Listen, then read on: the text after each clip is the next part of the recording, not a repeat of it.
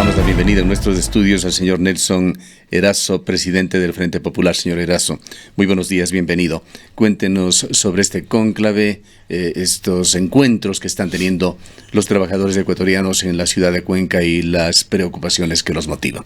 Bueno, muy buenos días, un gusto el poder estar en este prestigioso medio de comunicación como es Ondas Azuayas. Los trabajadores, los sectores sociales, el pueblo ecuatoriano está preocupado sobre un sinnúmero de aspectos, pero en particular con el futuro de la seguridad social, así como también con el tema de los derechos de los trabajadores. En ese marco, las organizaciones sindicales, el Frente Popular, estableció la necesidad de ir organizando acciones que permitan defender nuestro patrimonio como es el seguro social y al mismo tiempo también defender los derechos de los trabajadores que hoy son amenazados por un gobierno indolente, un gobierno que se ha entregado al Fondo Monetario y que viene gobernando de manera descarada con los empresarios.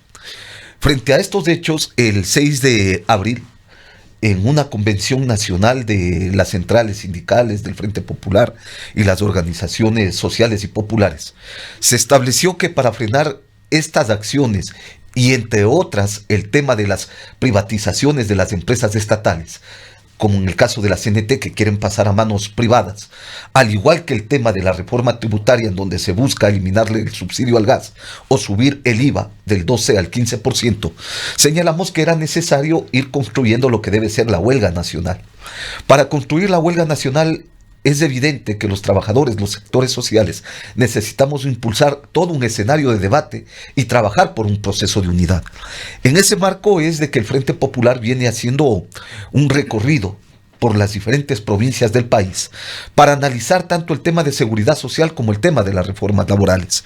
El día de ayer en la ciudad de Cuenca, por ejemplo, realizamos un seminario en el marco de lo que significan las reformas laborales en nuestro país, propuestas por el gobierno nacional en acuerdo con los empresarios y también respaldada por el Fondo Monetario Internacional, y que va más allá del tema de las tres cuestiones que usted acaba de plantear. Y esas amenazas efectivamente lo que buscan es despojar de los derechos al movimiento sindical, a los trabajadores, y por otras garantizar, asegurar las ganancias para los nuevos empresarios y para los grandes empresarios. Ahora, el argumento, sobre todo desde el sector empresarial, es que el actual marco legal está restringiendo a las empresas que van disminuyendo más bien en su tamaño, sin contratar a las personas que por alguna razón se despiden, se jubilan, reduciendo y contrayéndose cada vez con efectos similares en lo que es la economía. Entonces buscan maneras de catalizar la actividad, de encontrar un crecimiento para las empresas, pero que significaría también un crecimiento del empleo formal en Ecuador. A ver, los trabajadores, y en el caso del Frente Popular, hemos venido denunciando al país que de cada 10 ecuatorianos, más de 6 no tienen fuentes de trabajo, que el salario de los trabajadores no alcanza a cubrir ni siquiera el 60% del costo de la canasta familiar. Hemos señalado que es el gobierno nacional el que viene provocando los despidos masivos en el sector público y ha permitido que esto ocurra también en el sector privado, contradiciendo lo que dice la Constitución. La Constitución en el artículo 326 establece que es del Estado, el gobierno nacional, el garante de proteger el derecho al trabajo. Sin embargo, es este gobierno, al igual que el gobierno del pasado, que me refiero al gobierno del señor Correa, que provocó que los trabajadores sean despedidos de manera abismal. En los 10 años del correísmo fueron más de 300,000 trabajadores despedidos, tanto del sector público como del sector privado. En lo que va de este año, tenemos cerca de 60,000 trabajadores también despedidos de sus puestos de trabajo en estos dos sectores. Pero aquí no hay un defecto en las cifras, señor Erazo. Usted menciona a los trabajadores despedidos, pero no los trabajadores contratados. Acabamos de ver el reportaje, por ejemplo, que afecta muy directamente al interés de los trabajadores de ese crecimiento inusitado en el Instituto Ecuatoriano de Seguridad Social, que entre el 2007 y el 2017, época de Rafael Correa, creció en un 300%. Me parece que eran 10,000 empleados a algo más de 30,000 empleados. A ver, aquí hay algunos escenarios que nosotros necesitamos establecerlo. Primero, ese crecimiento de los trabajadores o esa incorporación de trabajadores, ¿no es cierto? Sí, a lo que voy es que las cifras se deben manejar, no solamente los despidos, también las contrataciones, para saber qué ha pasado realmente pero ¿quiénes son los que han ingresado? Ingresan los trabajadores sin derechos. Fíjese usted que ingresaron bajo las modalidades de contratos ocasionales, o los contratos eventuales, o lo que ellos llamaban los nombramientos provisionales, y que en esta etapa han empezado a ser votados de los puestos de trabajo. No es tanto así la realidad, y podemos decirle, por ejemplo, con lo que sucede también en el sector público aquí en la ciudad de Cuenca. Las nuevas autoridades en esta provincia hablaron en campaña electoral de un municipio inflado, por ejemplo, o de las empresas públicas municipales infladas. Tenían la firme intención de reducir el tamaño, pero se encuentran en que no hay forma de hacerlo, que más de un 95% de los trabajadores y empleados tienen totalmente formalizada su situación y sería extremadamente costoso intentar una reingeniería laboral. Estoy exponiendo realidades. No, yo le expongo la realidad en el sector público, en donde el Estado tiene responsabilidad. Otra cosa distinta. Con el Estado central no ha sucedido así, es lo que dice usted. ¿No es cierto? Es la cuestión de los municipios. Pero, ¿qué es lo que ha ocurrido con esa realidad del Estado general, el Estado Nacional como tal? ¿No es cierto? Lo que provocó es un traslado de los trabajadores de una institución a otra, con esto de los contratos ocasionales, porque lo hacía de manera demagógica. Era un tema, yo diría, de propaganda electoral. Era un tema electorero desde el punto de vista del correísmo, que requería de una base social para defender su proyecto. Usted recordará que los trabajadores, los sectores sociales, nos levantábamos contra un sinnúmero de políticas del gobierno del señor Correa, que era la persecución, la sanción, el encarcelamiento, eliminación de derechos. Sin pretender cambiar el hilo de este diálogo, nos viene a la mente y recordamos aquella central sindical ecuatoriana que se configuró en la época de Rafael Correa. ¿Qué ha pasado? ¿Ha desaparecido esta ya? Mire, esas organizaciones que nacieron con el auspicio del gobierno del señor Correa, han estado siempre al servicio de los distintos gobiernos. Antes con el señor Correa, hoy con el señor Moreno. Y que tienen la política de acercarse al oficialismo. Claro, son ellos los que hoy están diciendo, por ejemplo, de que es necesario las jornadas de 12 o de 10 horas de trabajo para los nuevos trabajadores. ¿Quiénes son personajes visibles? ¿Quiénes son esos personajes? Osvaldo Chica y el señor Richard Gómez, los dos principales, entre comillas, dirigentes de la Central Unitaria de Trabajadores, constituida en los pasillos de Carondelet y en el 12º piso con el señor Carlos Marx Carrasco, que fue quien dio vida a esa organización. Usted recordará que incluso esta central sindical era la que decía respaldar. Perdóname, ¿qué hace Carlos Marx Carrasco en esta organización? Es que él parecía el secretario general de esta organización, porque cuando ministro de Trabajo, fue colaborador del gobierno. Cuando fue ministro del Trabajo fue él el que dio el aval de la constitución de esta organización.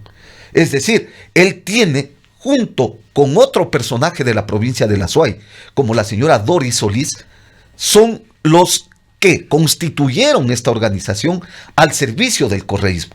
Pero yo decía, cuando una central sindical nace con estas características al servicio del poder, es obvio que se mantendrá en eso. Por eso es que se traslada del lado de Correa hacia el lado de Moreno. ¿En qué plano, en qué concepto tiene el Frente Popular, tiene el Frente Unitario de Trabajadores a los dos personajes que usted acaba de mencionar? Mire, los trabajadores les hemos denominado como personas no gratas en el movimiento sindical, como enemigos de los trabajadores. Son ellos los que están avalando y los que avalaron, por ejemplo, el tema de la famosa Ley de Justicia Laboral que eliminó el 40% del pago del Estado al Instituto Ecuatoriano de Seguridad Social por el tema de las pensiones jubilares. Estos dos personajes eran los que aplaudían los más de 300,000 despidos, ¿no es cierto?, de los trabajadores del sector público y privado en el tiempo de Correa. Estos mismos sectores eran los que decían que está bien el tema de que se encarcele, que se persiga a los luchadores sociales y populares. Estos personajes eran los que avalaban la eliminación del sindicalismo en el sector público con el tema de las enmiendas en nuestro país, cuando se planteó el tema de la reelección indefinida, al igual que la eliminación de la organización sindical en el sector público. Volviendo al hilo central, los problemas que se presentan actual y contemporáneamente para los trabajadores, ¿cuáles son las propuestas de los trabajadores para cambiar de alguna manera ese cuadro enormemente preocupante que tiene Ecuador en lo que a desocupación se refiere. Si bien desde hace una década también se utilizan extrañas cifras que hablan de índices de desocupación que no superan el 5% en Ecuador, se habla también de un 60% de empleo inadecuado. Y hay conciencia de que la precarización laboral está presente en el Ecuador, en todo tipo de trabajo prácticamente.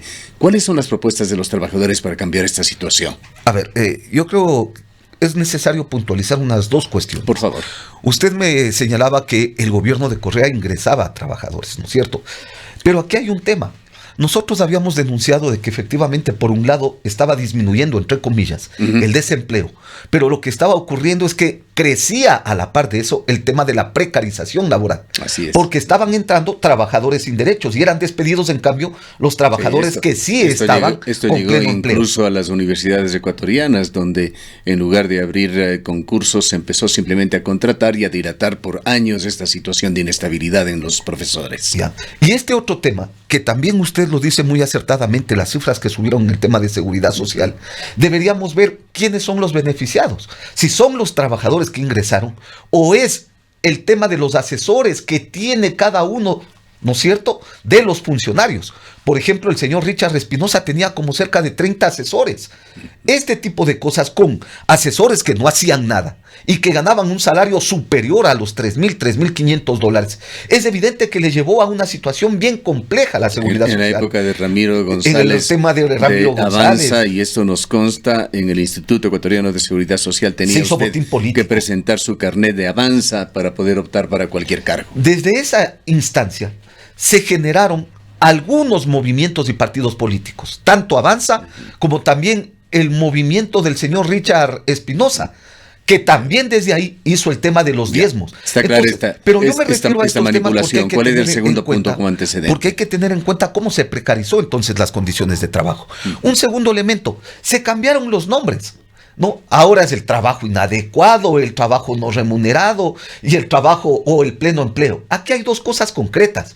Una, el trabajo, ¿no es cierto?, digno, que es como se lo denomina, que es el que debe tener seguridad social, estabilidad laboral, organización, contratación colectiva y un sinnúmero de aspectos que debe conllevar esta forma de contratación.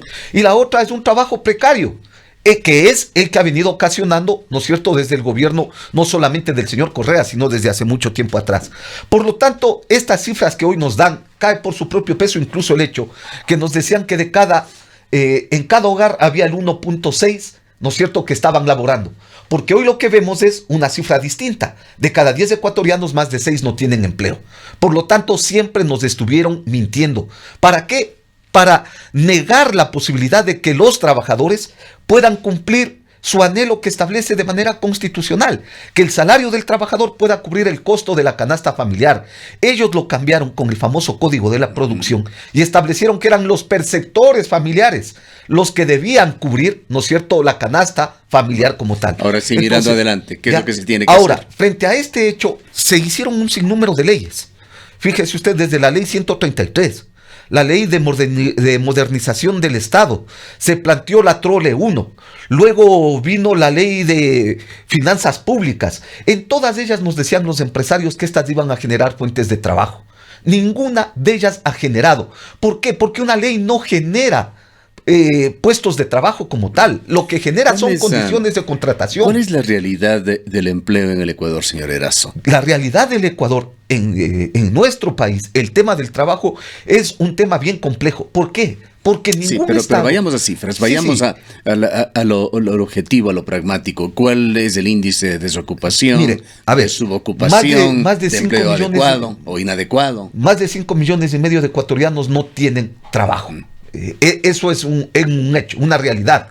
De los cerca de 3,5 millones que están con trabajo, ¿no es cierto?, solamente el 12% está sindicalizado o está organizado, tanto en el sector público como en el sector privado. ¿Por qué? Porque los empresarios hacen un sinnúmero de maniobras para evitar el derecho que tenemos los trabajadores a organizarnos. Fíjese usted que cuando se hizo la ley de justicia laboral, digamos la famosa ley 133, se dio un paso. Antes un sindicato se podía formar con 15 trabajadores. Con la ley 133 plantearon que una organización sindical se lo hace a partir de 30 trabajadores. Cuando el promedio de trabajadores en ese entonces, en el año de 1991, cuando se dio esta ley, era de 25 trabajadores en cada una de las empresas. Por lo tanto, no podían organizarse. Podríamos hablar varias horas sobre estos temas, señor Erazo. Lamentablemente el tiempo es muy esquivo en los medios de comunicación. Sobre las reformas concretas que propone el régimen que pueden simplificarse como flexibilización laboral. Este tema de cambiar las horas de trabajo sin exceder las 40 horas en un periodo de 6 días. También la propuesta de 3 años que podrían estar a nivel de prueba los trabajadores para que no entren apliquen leyes que son muy onerosas para los empresarios, el despedir a la gente, que tendrían el propósito de volver más atractiva la nueva contratación y ampliar el número de empleos, que es como lo presenta el gobierno. ¿Están ustedes de acuerdo con algo de esto? Y si no están de acuerdo, ¿cuál es la contrapropuesta que presentan? Muy concretamente le agradecería porque tenemos que terminar con algo conclusivo. A ver, primero usted lo ha dicho. Lo que ellos están buscando son mecanismos para desvincular trabajadores, para despedir. Por lo tanto, es una falacia el hecho de que estén buscando mecanismos para generar nuevas fuentes de trabajo.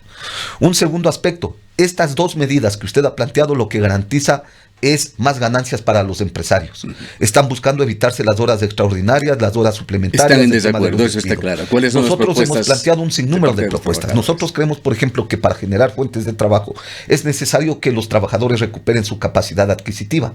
¿Por qué señalamos esto? Porque al recuperar la capacidad adquisitiva, la cadena laboral puede ir dándose de mejor manera. Pero ¿cómo se recupera la capacidad con incremento de sueldos y salarios? Tiene que mejorar la situación global del país, tiene que incrementarse el Producto Interno Bruto y esto en consecuencia ir favoreciendo a todos los ecuatorianos, incluyendo a esa gran masa de ecuatorianos que somos los empresarios han ganado 167 mil millones de dólares en el tiempo del correísmo. Tienen más de 70 mil millones de dólares en los paraísos fiscales. O sea, recursos tienen. El tema es que, obvio, para que ellos puedan ganar todo eso, requieren que los trabajadores tengan salarios de miseria. ¿Cómo concretar esta aspiración? ¿Hay que elevar el salario básico? Es necesario el incremento de sueldos y salarios. ¿Cuál es el nivel que cree usted debería ir este salario básico? La Constitución establece que el salario del trabajador debe cubrir el costo de la canasta familiar. Hoy tenemos un salario de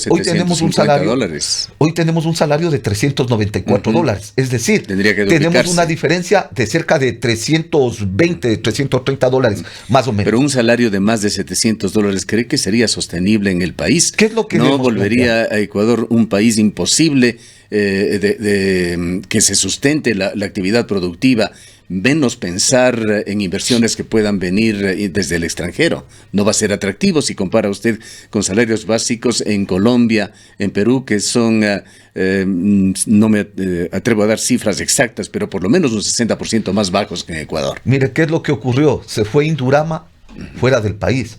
Salieron 2 empresas, me parece, textileras, que acaban de cerrar en Perú.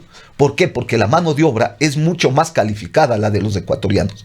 Ellos señalan que a pesar de que es mano de obra barata, ocurre que no tiene la misma calidad que la que nosotros desarrollamos en nuestro país. Hay formas de comprobar esto. Hay evidencias. ¿Qué mejor evidencia? Pueden ustedes consultar con los señores de Indurama, por ejemplo. ¿Qué es lo que ha pasado después de que trasladaron sus instalaciones, ¿no es cierto?, al Perú? Pero ¿qué es lo que decíamos? Una propuesta sería elevar significativamente el salario básico. Nosotros creemos que debe ser... ¿Tienen algo más? Fíjate, ¿qué dice la Constitución? Dice que debe ser progresivo. No estamos diciendo ya mañana ganemos el costo de la canasta familiar, pero no podemos seguir tampoco con el congelamiento de sueldos y salarios en el país. Más de 10 años congelados los sueldos y salarios de la mayoría de trabajadores, porque aquí solamente se hace una fijación del salario básico unificado. Ese es un primer elemento. Un segundo elemento, nosotros creemos de que debe haber un impuesto a las ganancias extraordinarias de las principales empresas. Los 125 grupos económicos principales en el país son los que más han acumulado. Entonces también esto tiene que ser por lo menos un 2% de ese impuesto, que permita, ¿no es cierto?, ir generando las condiciones de mayor inversión. ¿Y cómo pero al mismo se tiempo, operativizaría este impuesto? mire, eso es cuestión de cómo el gobierno va canalizando para una bolsa de lo que se llama no puede de trabajo. hacerse tampoco una legislación dedicada a ese grupo mínimo de empresas que ha tenido ganancias extraordinarias. Sí, pero tampoco pueden ser afectados la gran mayoría del pueblo ecuatoriano, porque mientras ellos siguen teniendo ganancias extraordinarias, pero usted lo que muy sugiere importantes, es legislar con dedicatoria. No, lo que puede estamos estar en diciendo, contra del principio de que todos los ecuatorianos somos iguales ante la ley. efectivamente, si todos somos iguales ante la ley, todos debemos vivir con dignidad. Y aquí lo que ha ocurrido es que la gran mayoría, los trabajadores que somos los que generamos la riqueza, no podemos gozar de esta. Un último punto, señor Erazo. ¿Cuál es el otro elemento que hemos planteado? Un último punto, y permítame plantearle esto. ¿Qué opina usted de lo que el gobierno nacional presenta como una panacea al futuro de Ecuador? La minería. Una política muy abierta a la minería. Se habla por parte de actores del gobierno, por parte de actores de las cámaras, de que si se permite la minería en Ecuador, el impacto en el Producto Interno Bruto sería una elevación del 4%, que sería algo realmente fenomenal. Mire, está en disputa una cosa, o la minería o la vida, o la minería o el agua. Y usted está viendo que las próximas guerras a nivel internacional va a ser por el tema del agua. Yo creo que nosotros debemos ser responsables desde ese punto de vista. No podemos complicar el tema del medio ambiente a pretexto de que va a subir el Producto Interno Bruto y en cambio afectar la vida de los ecuatorianos. Nosotros debemos cuidar el agua, debemos cuidar la naturaleza como tal. Y es por eso que en conjunto con el movimiento indígena hemos llegado a un acuerdo, ¿no es cierto?, en una agenda en común para ir preparando lo que debe ser la huelga nacional. ¿Para cuándo preparan la huelga nacional? Bueno, eso es una propuesta hacia futuro. Nosotros no tienen definidas fechas. La fecha no, porque hay un sinnúmero de cosas. La huelga nacional se da en un marco muy importante, en el cual el gobierno nacional está acelerando el tema de la entrega de las empresas estatales, en el marco en el cual pretenden incrementar los años de servicio, los años de edad, el aporte de los trabajadores para la seguridad social, pasar el sistema de salud a manos privadas. Todo esto tiene que ir en un componente, el tema de las reformas laborales. Y el tema de la lamentablemente tributaria. el tiempo no nos da para más. Créame que me gustaría seguirle escuchando, pero tenemos otro invitado ya esperándonos. Quizá culminemos con una invitación a los trabajadores que le escuchan, a los trabajadores del austroecuatoriano, sobre estas reuniones que mantienen y que continuarán el día de hoy. Mire, los trabajadores de la provincia y los trabajadores del país vienen participando de manera muy firme en el tema de lo que es la preparación de la huelga y en el tema del debate alrededor de esto. Nosotros no vamos a caer en el juego del gobierno nacional, del famoso acuerdo nacional que llaman. Un acuerdo que ya está comprometido con el Fondo Monetario Internacional. Las reformas laborales que no solamente yo señalaba buscan estas tres cosas. En los planteamientos de los empresarios está eliminar la jubilación patronal, acabar con el derecho de huelga. No podemos dilatarnos, lamentablemente. Sí, solamente con esto, porque es necesario entender entonces que no es de estos 3 puntos como nos quieren hacer ver.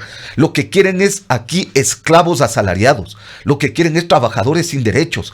Y eso sería regresar en la historia hacia más de 1886, cuando se generó la gran lucha de los mártires de Chicago.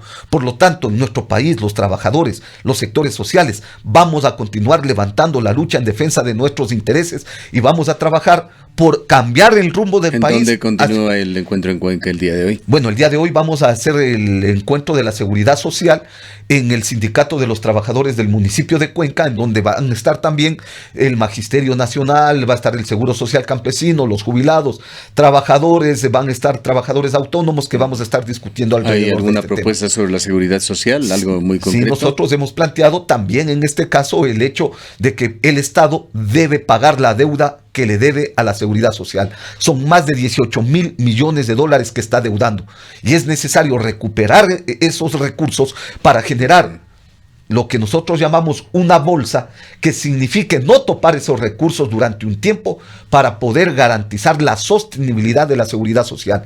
Pero al mismo tiempo también le hemos señalado al gobierno nacional que en vez de estar transfiriendo el sistema de salud a manos privadas, que han significado más de 3.500 millones de dólares que se ha entregado del Seguro Social a las clínicas privadas, debería invertirse en el tema de hospitales, dispensarios de buena calidad y también contratar profesionales, ¿no es cierto?, técnicos o especialistas en cada uno de los que se queremos agradecerle por su presencia, señor Erazo. Muy amable, muchas gracias. Han escuchado al señor Nelson Erazo, es presidente del Frente Popular.